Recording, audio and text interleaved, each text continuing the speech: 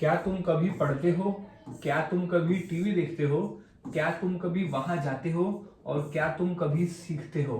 So guys, welcome back to my channel. और आज की इस क्लास में हम इसी तरह के वाक्य को इंग्लिश में बनाना सीखने वाले हैं और इतनी आसानी से सीखेंगे कि इस तरह के वाक्य को आप सभी के लिए इंग्लिश में बोलना आसान हो जाएगा।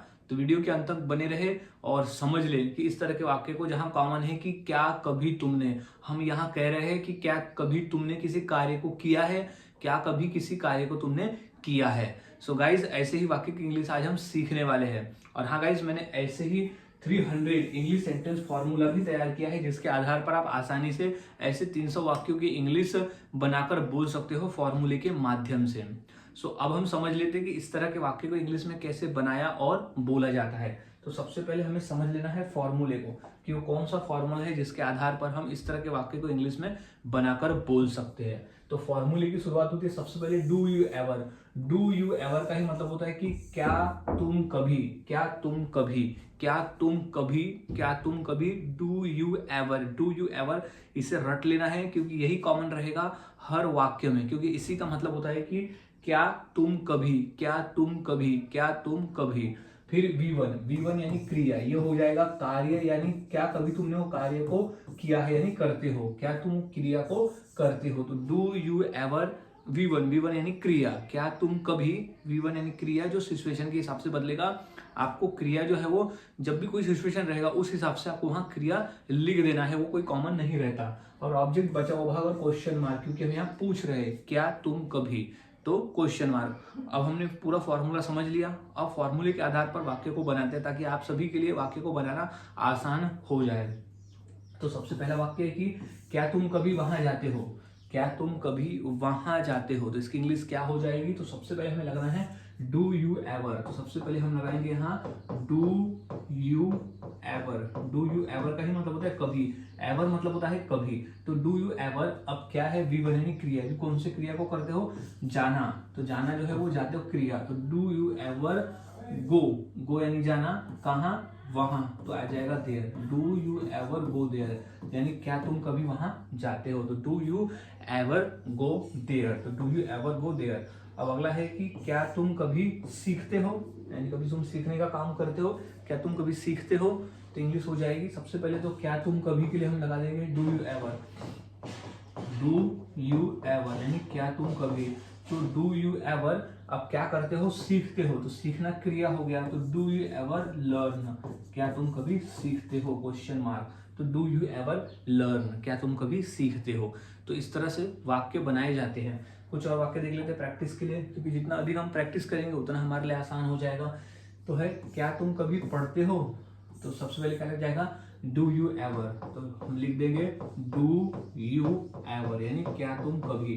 तो डू यू एवर क्या करते हो, क्रिया करते हो, तो कौन सी क्रिया करते हो, पढ़ने का। तो डू यू एवर रीड, क्या तुम कभी पढ़ते हो। तो डू यू एवर रीड। या भी ऐसा कह सकते हैं कि क्या तुम कभी पढ़ाई करते हो, तो हो जाएगा डू यू एवर स्टडी। अब नेक्स्ट वाक्य देख लेते हैं, क्या तुम कभी टीवी देखते हो, क्या तुम कभी टीवी देखते हो। तो डू यू एवर आ जाएगा।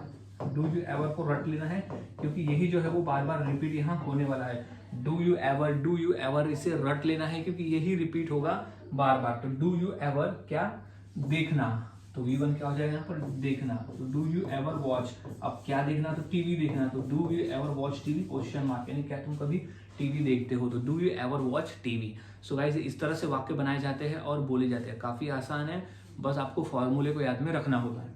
कुछ और वाक्य देख लेते हैं, क्योंकि जितना अधिक हम प्रैक्टिस करेंगे उतना आसान हो जाएगा।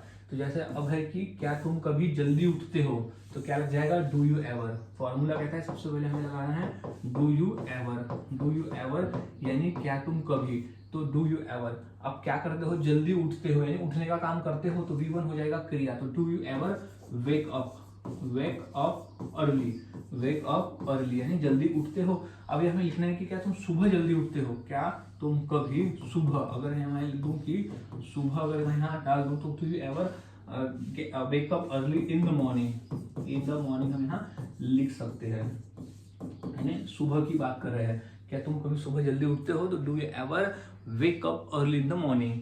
अब नेक्स्ट है, क्या तुम कभी गलतियों से सीखते हो, यानी गलतियों से सीखने का काम कभी तुम करते हो। तो इसकी इंग्लिश हो जाएगी, सबसे पहले हम लिख देंगे do you ever, do you ever यानी क्या तुम कभी। तो डू यू एवर क्या करते हो, गलतियों से सीखते हो। तो सीखना जो हमारा यहाँ पर क्रिया हो गया, तो हो जाएगा learn. Do you ever learn, किससे, गलतियों से, लर्न फ्रॉम मिस्टेक्स यानी गलतियों से, लर्न फ्रॉम मिस्टेक्स यानी क्या तुम कभी गलतियों से सीखते हो। तो do you ever learn from mistakes.